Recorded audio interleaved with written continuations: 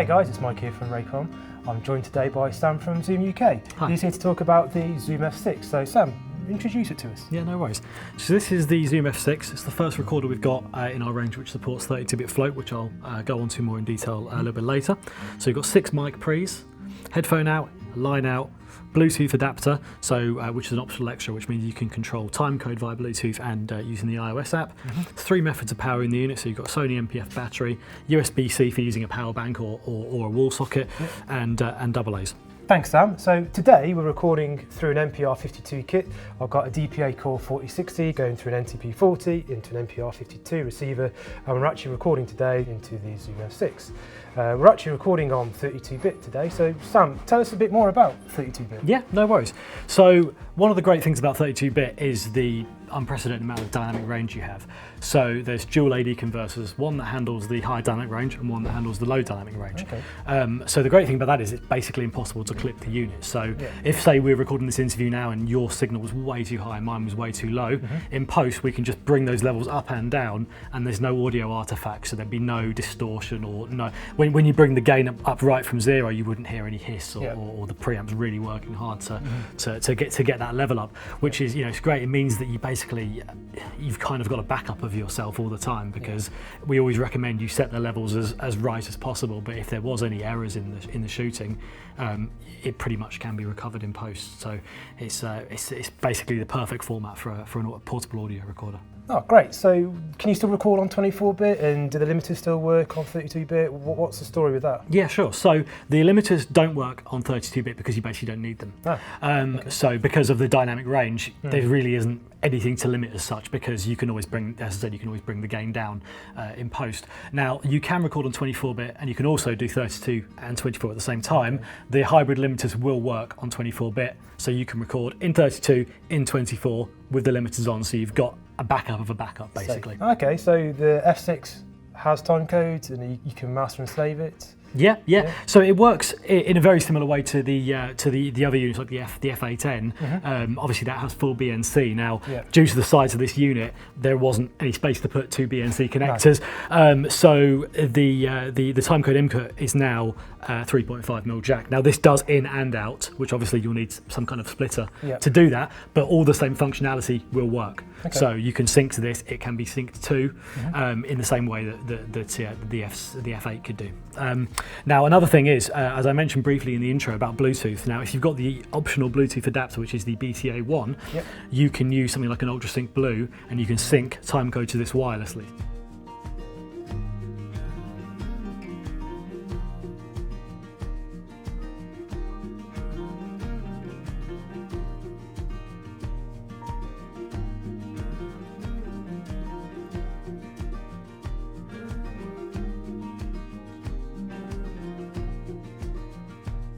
The Zoom F6 also has auto mix, which the older F8N did as well, so the features carried over. Now, one of the fair features of auto mix, it's actually a pretty simple concept, but all it does is, if say we're recording an interview and you're not talking, it will slowly bring the level down and then slowly bring the level back up as you start to talk again. Now, one thing I really like about this is it's not aggressive, so it doesn't bring the level all the way to 0 and all the way back up.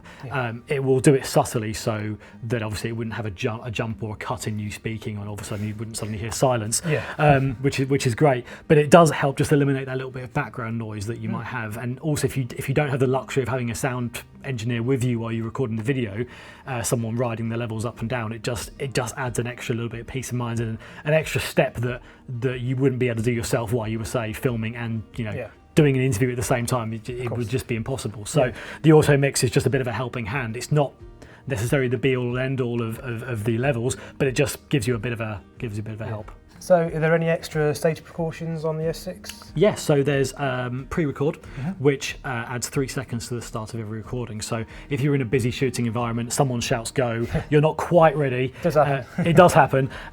You won't have that problem because it's always recording. So the main thing that's used for is if someone was to, say, use a clapperboard or something, that would be the first thing that happens, and there is a potential you could miss it. But if it's always recording 3 seconds prior to someone shouting go, you're going to have it. So with that alongside auto mix, alongside the 32-bit, they are all safety measures kind of rolled into one to sort of give you peace of mind. Bro. So is there anything else that comes in the box with the F6? Yeah, so the F6 comes with a camera mount. I believe we've got an example here. You have it here. Excellent. So the F6 comes with this DSLR camera mount which just screws onto the top.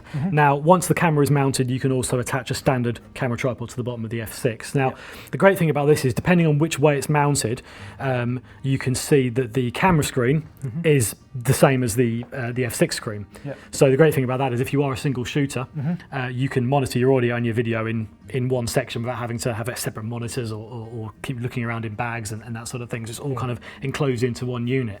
Now Zoom, we are quite passionate about single shooters and about people creating and sort of amateur shooters who maybe don't have a huge budget and don't have a crew. They are just themselves and they're doing everything.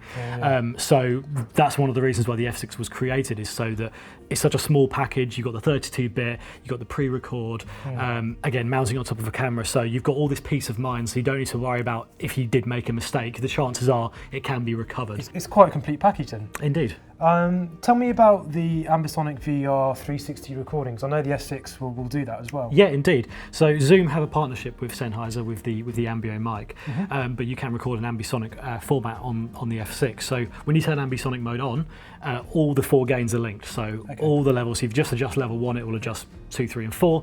You can record an ambisonic A, ambisonic B, binaural, all the usual formats, and you just get the complete VR package. Now, what Zoom also offer is a free piece of software called the Ambisonic Player, which is an app for your computer or Mac, and that you can decode this. So if you're recording raw ambisonic, you can then encode into A, you can encode into B, into stereo, or whatever you like, and also you can adjust the kind of the stereo, the spatial field. So if you've noticed that you're a bit off axis when you recorded, you can adjust that in post and then mix it straight back down again, which is one of the benefits of shooting raw.